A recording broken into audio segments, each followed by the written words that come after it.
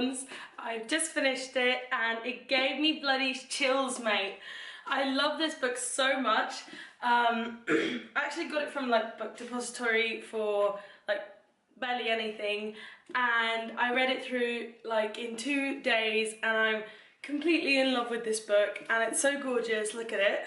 Look, you all know what this looks like, but still, it's like super gorgeous, and the font in it is blue or red, and it's amazing. And I just, oh my god. Okay, I'm freaking out about this book, so I need to calm down.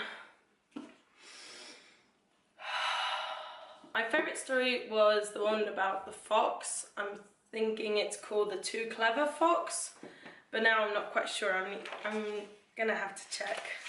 Ha! I was right, The Too Clever Fox. I completely fell in love with the story, not only because of my love of foxes, but I thought that it was really sort of dark, and the betrayal in it was so heartbreaking, and I just really felt for this Koja, the fox, and I just thought it was so horrible, and his life has been so hard, and I was just so sad. And I mean, most of the time I was sitting at the edge of my seat reading this book, and I was crying, and I was sort of like heartbroken.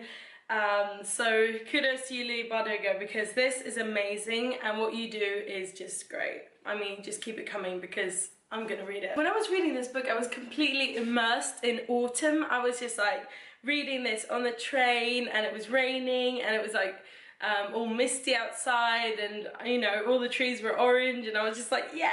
And I really enjoyed the classic like fairy tale theme with this book. Also, Lee Bardugo's like own twist on the stories. I mean, it's no secret that I do love her work, so. And a detail that I'm very fond of is that you get to read what happens to the characters like after the story sort of ended.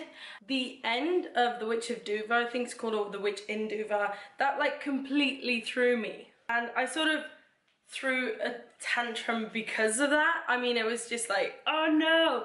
And I was so angry, and I was just like, this can't be true! Back to like the inside of the book, the font, I mean, oh my goodness. I was just like going through it and not even reading it. I was just like drooling over the font and the colour of the font.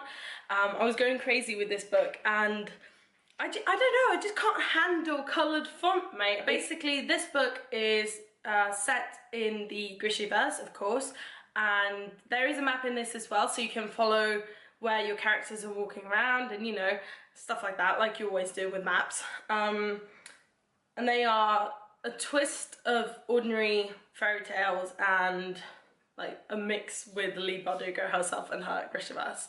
So yeah, that's basically it. And they're like, all of them are sort of like about love and betrayal, and yeah, you know, all that. It's like the theme thing, but they're all brilliantly written, and the words in them make me cry, and it's just amazing. She's done such good work with this book, so yeah. And if you haven't read it, then please do, because you're gonna miss out if you don't. If you've read this book, then please tell me in the comments down below what you thought about it, and we'll have a nice chat about it. And that's basically it. I just needed to sort of tell you all about my love for this book, because it's amazing! You need to read it, and all the stories in it are really good. Stay tuned for more craziness.